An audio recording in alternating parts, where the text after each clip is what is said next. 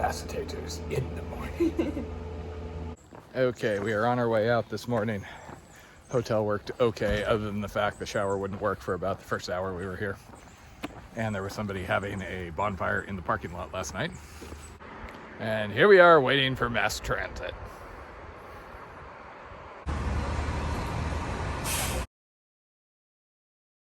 Okay, we all but got evicted from the breakfast place. So now I'm just wandering the streets with this coffee that was forced on me. Okay, we are trying to get food for 4 days. So we're at the steep part, and I want to minimize weight and just get like nor rice sides and light stuff, right? Guess what? They only had one of the crappy nor rice sides, so we're having to get a little creative. Oh well, we'll be really hungry, so Okay, so post resupply, there is my pack with what seems like a reasonable amount of food, and then I looked over here. Hey, I have wine and the pesto tortellini, which is going to be so good. Which I told her not to get, but still, that's how much pesto tortellini do you have in there? You would think going through a town like this, it would be rather clear where to go, but the markings have been kind of non-existent. Why do you look so nervous? What's the matter? Anyway, so I was just sitting there thinking, okay, how do I wrap up like the Vermont experience, right? How do you describe Vermont? You see this? I haven't even said anything and I'm getting so much sprinkle. So, you know those movies you like where they have college girls in bikinis wrestling in mud? And you're like, there's some definite attraction there, but it would be much better if there was like showers and less mud involved. Vermont! Okay, we have left Hanover behind, though I am expecting to see a lot of people up ahead because while we were resupplying at the co-op, 20, 30 backpackers must have come by. Apparently Dartmouth has some sort of outdoor program, and I think they may organize backpacks based on some of the signs we've seen. But hooray! New state! At least a clear run to Lincoln, is it? Yep. Is the plan. And no, I have no idea what she has in her pack either. Okay, everybody look official, everybody look official. Oh, whoa, people everywhere.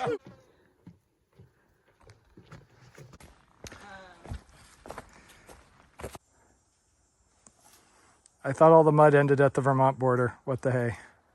So Hanover was kind of an interesting dichotomy because, you know, on one hand, they're very hiker friendly in a lot of ways. The pizza place gives you a free slice of pizza if you're a hiker. We got free donuts this morning. The grocery store co-op seems to have given us a discount, and this lady like came over and gave us free cheese because we were hikers, and it's like, oh, you know, cool. But all the stores downtown are the glitzy kind where you're like, yeah, I don't think I can go in there with all my mud and dirt and everything. And the restaurants were rather upscale for our sort of dirty, smelly folk. And then you've got the hotel situation. So the hotels in town were like $300 a night. So that's obviously out of budget. We found one for $100 and we're like, well, we badly need a shower if Blondie's going to be in the same tent as me. So yeah. And the college wasn't offering any of that stuff that it did in the past. So we were able to take a bus, find one for $100 a night, but it was one of those that had like a guy with a fire in his trunk blaring music in the parking lot. Wallpaper was peeling off the walls. The beds were not the best, but that is okay because we have resupplied. Matt has had lots of coffee, and now we've got a 4-day run at Lincoln or so. And at some point, we are apparently getting out of the screen tunnel and getting up some mountains. I keep waiting in anticipation. Unless you climb the next mountain. So once again, we're in an area with campsite restrictions. I understand that, but you know, the issue that we found so far is the shelters are full and the numbered tent sites are full. So then what are you going to do? Yep, pretty much. Not that you can tell, but we're on the top of Moose Mountain. I guess the views start a little further north, huh? Okay, after all days walking through the trees, we have come to a view of more trees. This is really pretty.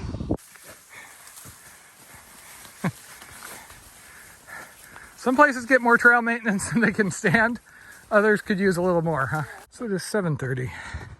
We are aiming for a water source not too far ahead. And then it's going to be looking for a camp so we can enjoy tortellini, pesto, and wine that we carried in today. Because, you know, all these hills weren't butt kicker enough. Okay, so we found a spot that visibly somebody has been camping here. So we're probably going to use it. Taters is just running down to the road over that way to get water and just double check that there's not like a house that we're backing up against. So Matt was making fun of me earlier for my big heavy pack, but he seems pretty happy with it at the moment. What do we have for dinner, Matt? That's what she said? What? Wine, crappy pesto, tortellini, and yummy tomatoes. Oh, the pesto is yummy. And there's some free cheese that the nice person at the grocery store gave us in exchange for Matt telling entertaining stories. Because I was talking to people. Somebody was being unfriendly. Fancy Parmesan and a cheese called Vault Number 5, which is pretty tasty. Camp Acetators in the morning. Looks like today, 2,000-foot climb straight out of camp, so that's going to be fun. We're loading up on water and everything here just so we can power through that. And it looks like the fun stuff starts tomorrow. That's where all those 4K peak icons on gut hooks appear. I think we get to do Musalaka. So looking forward to that a whole hell of a lot. Hopefully it doesn't start raining again by the time we get there. Lots of up this morning. 2,000 feet up, then we have a second climb later in the day. Not too bad a day for hiking. Isn't quite the dragon's tooth rebar, but hey.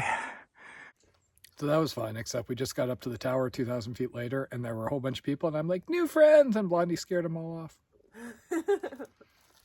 Not a bad view, but somebody made this place stink. Hey, free hammer. And now the worst part for the knees, trying to go down. Oh. It's okay. I didn't like those knees anyway.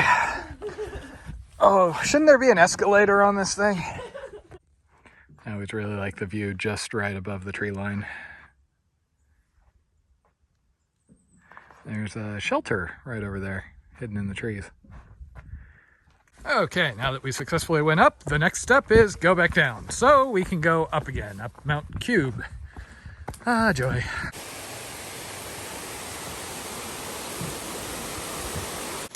So everything's going pretty good at the moment, other than my shoes here seem to be failing at an accelerated rate.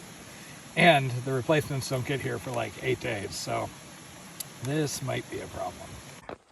Lots of quartz up here. Haven't been videoing much because we've been climbing. But yeah, giant chunks of it.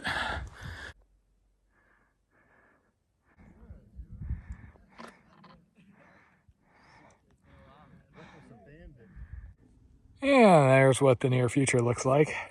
So Musalaki, or however you say it, the really steep climb is going to be right up there in the clouds. It's going to make for a fun time tomorrow. We're basically going to try and get across as far as we can to set up for that early-ish tomorrow. And it is raining just a bit. Okay, and because something's always got to be going wrong, looks like my shoes are failing kind of faster and faster. The rips down the side seem to be spreading. Now, I have a new pair on the way. However, they were arriving with the person that's going to be giving Taters a ride to the airport in 8 more days. So that doesn't help us now. And if these fail, that could kind of get me stuck for a bit. So we're currently trying to see if we can find like a temporary pair of shoes around Lincoln. We were kind of intended to go in there for a resupply anyway. Taters is currently back there talking on the phone with a couple of places. Because the other problem is, of course, I have size 13 shoes, or sorry, 14 shoes, because I have really wide feet. So yeah, it's not just a matter of finding a pair of shoes, it's a matter of needing to find some extended sizing shoes. My feet are so wide that very few things actually fit me well. But if these split down the side, I'm going to be hiking Musalaka barefoot. Okay, this really isn't ideal, but 9 o'clock at night. Unfortunately, the last site had somebody in it, and the sites we could find before that, there was no water, so it's what it is. Home sweet home for the night. Camp Acetators in the morning. My socks are busted. There's a replacement coming in about a week. My shoes are busted. There's a replacement coming in about a week. You know what's between me and the end of that week? The whites. So yesterday was a 5,000 or 6,000 foot gain day. Went over 2 peaks. They at least had views. And then today it looks like we're going to get to Kinsman Notch, hopefully. And that should be about the start of the Whites proper, as everybody talks about it, where, you know, you're above tree line and you've got views and everything. Only downside is, like I said, my shoes and socks. But if you take the walking and the shoe thing out of it, things are going great. Okay, so shorts are falling apart, shoes are falling apart, socks are rapidly falling apart. But that's okay. New shorts and my sun hoodie are waiting for me down below at the Hiker's Welcome Hostel, and then it'll be up Moosilauca, which, from what I hear, is the start of the actual mountainous part of the Whites.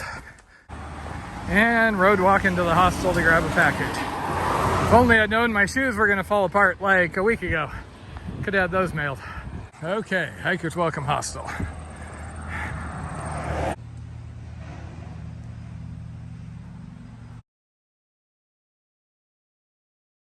Small hitch in the plan, no hostel owners are here, so can't get our package. Okay, so took us a bit longer than expected because we had a really hard time finding the owner to get our package, but I have new shorts, I have my hoodie, which I'm not wearing because we're about to go sweat our butts off, because of course the moment I get my hoodie back, it goes back into the 80s. And now all we have to do is get over Moosilauca before it gets dark. No biggie. And the plus side, it's over a nice deep spot. So despite our best efforts, we have not been able to locate any Ultra, Lone Peak, or Olympuses in size 14s in the area. I've had some help from some nice trail angels and things. No luck. So I did that because I have no other plan on what to do. Once we get over Moosilauca, we're planning to go into Lincoln next. I may be able to get a temporary set of shoes. Unfortunately, the next pair is coming in 1 week because that's when Tater leaves. And I hate to spend $100 on a pair of Merrells that I'm going to bin as soon as I get the shoes that actually work for me. Hikers everywhere. And that guy actually recognized this from the videos. Apparently I'm the grumpy guy. Well, so far Moosilauca's just been a nice steady climb. Yeah.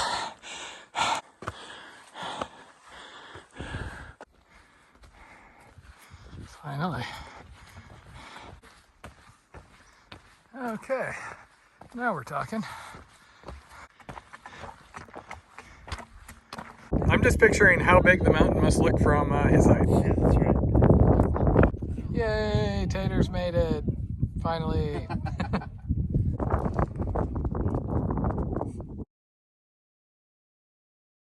So unfortunately it is a bit hazy out here, but otherwise you'd be able to see the presidentials over there apparently.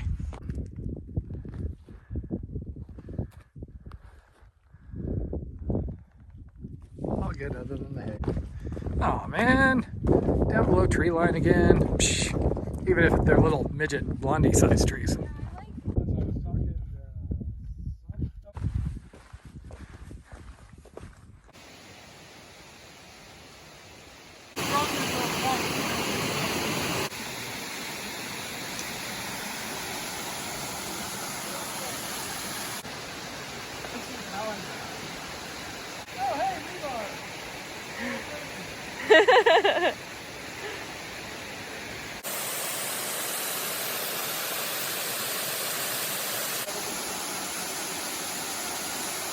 So yeah, the descent coming out of Moosilauca is a bit on the steep side, but it is so worth it to get to go down next to this awesome waterfall.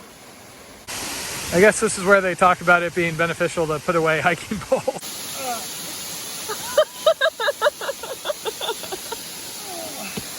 Okay, go ahead. This is gonna be the shot that makes me big.